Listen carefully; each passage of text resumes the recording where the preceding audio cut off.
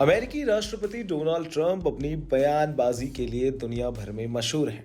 कभी वे खुद को दुनिया का सबसे बड़ा डील मेकर बताते हैं तो कभी खुद को शांति का सबसे बड़ा दूत। हाल ही में ट्रंप ने एक ऐसा दावा किया कि जिसने दक्षिण एशिया की राजनीति में नई बहस छेड़ दी है।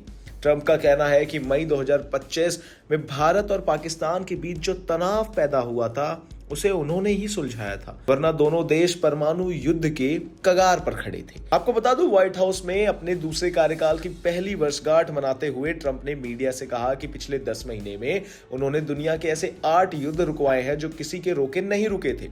इसी दौरान उन्होंने भारत और पाकिस्तान के बीच हुए ऑपरेशन सिंदूर के समय के तनाव का जिक्र किया।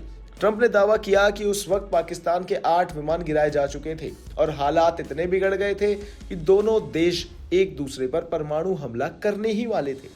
आपको बता दें कि ट्रंप ने इस पूरे घटनाक्रम में अपनी भूमिका को बढ़ा चढ़ाकर पेश करते हुए पाकिस्तान के प्रधानमंत्री शहबाज शरीफ का भी जिक्र किया। ट्रंप के मुताबिक शहबाज शरीफ ने उनसे निजी तौर पर बात की और कहा कि अगर ट्रंप बीच बचाव ना करते तो लाखों लोगों की जान चली जाती। ट्रंप का कहना है कि उनकी सूझबूझ और दखल की वजह से ही आज दक्षिण एशिया में शांति बनी हुई है। लेकिन हैरानी की बात तो यह है कि ट्रंप ने इस काम के लिए खुद को नोबेल शांति पुरस्कार का हकदार भी बता डाला। जी हाँ, उन्होंने बड़े गर्व से कहा कि दुनिया में हो रही हर जंग को उन्होंने ही रोका है, इसलिए वे इस बड़े सम्मान के असली दावेदार हैं।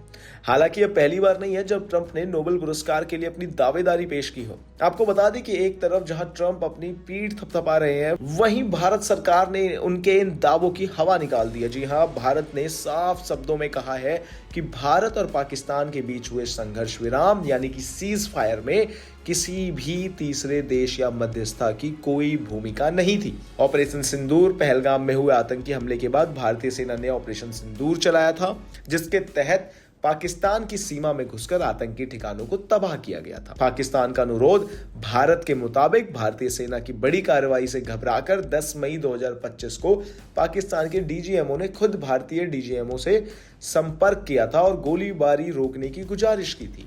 आपको बता दें कि भारत हमेशा से कहता आया है कि पाकिस्तान के साथ उसका कोई भी विवाद केवल द्विपक्षीय है, यानी इसमें अमेरिका या किसी और देश के हस्तक्षेप की कोई जरूरत ही नहीं।